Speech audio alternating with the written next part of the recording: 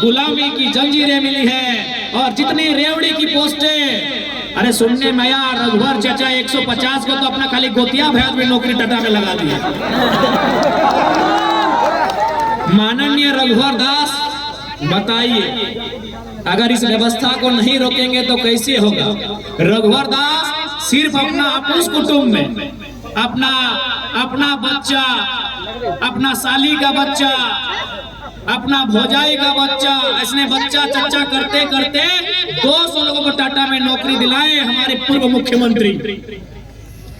जमीन हमारी गई, खून हमारा बहा, कभी गोवा गोलीकांड में तो कभी सुनील महतो की शहादत के रूप में। गर्दनें हमारी काटी गई और नौकरियां किसी और को बांटी गई। यही झारखंड की सच्चाई है। इसलिए हम लोग यदि आते हैं तो मैनेजमेंट बाप बाप करेगा।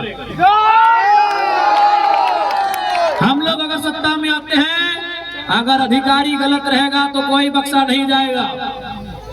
इसलिए ये केवल चुनाव नहीं है, ये महज एक पॉलिटिक्स नहीं है, ये एक क्रांति है और इस क्रांति का आप सभी को साक्षी बनना है।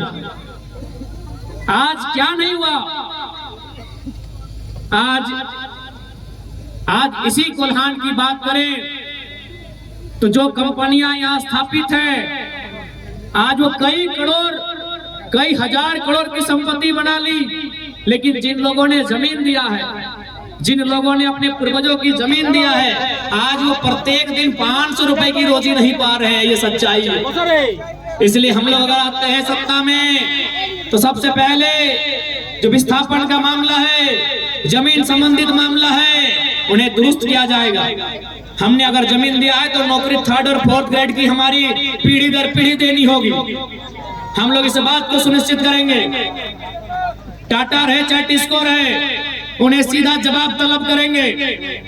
इस बात को हम लोग पूरे तर्क के साथ प्रस्तुत करेंगे कि हमारे पूर्वजों ने आपको जमीन कंपनी फैक्ट्री के लिए दिया है, लैला मजनू का पार्क बनाने के लिए नहीं दिया है। हमारे बाप दादा क्या सोच के जमीन दिया है? ये बोल के जमीन दिया है कि वहाँ फैक्ट्री लगेगा, जब वहाँ फैक्ट्री लगेगा वहाँ काम होगा और हमको वहाँ नौकरी मिलेगी। हमने आपको यहाँ पार्क बनाने के लिए और स्टेडियम बनाने के लिए जमीन नहीं दिया है। अगर आप काम नहीं कर पाते हैं, हम लोग जमीन वापसी की भी मुहिम चलाएंगे। इसलिए याद रखिएगा, इस बार का चुनाव महज चुनाव नहीं है, इस बार का चुनाव एक क्रांति है। इस बार का चुनाव स्थानीय नीति के लिए, इस बार का चुनाव बेहतर शिक्षा स्वास्थ्य की सुविधा के लिए, इस बार का चुनाव झारखंडियों के हाथों में रोजगार के लिए होगा। इस बात को ध्यान रखना है।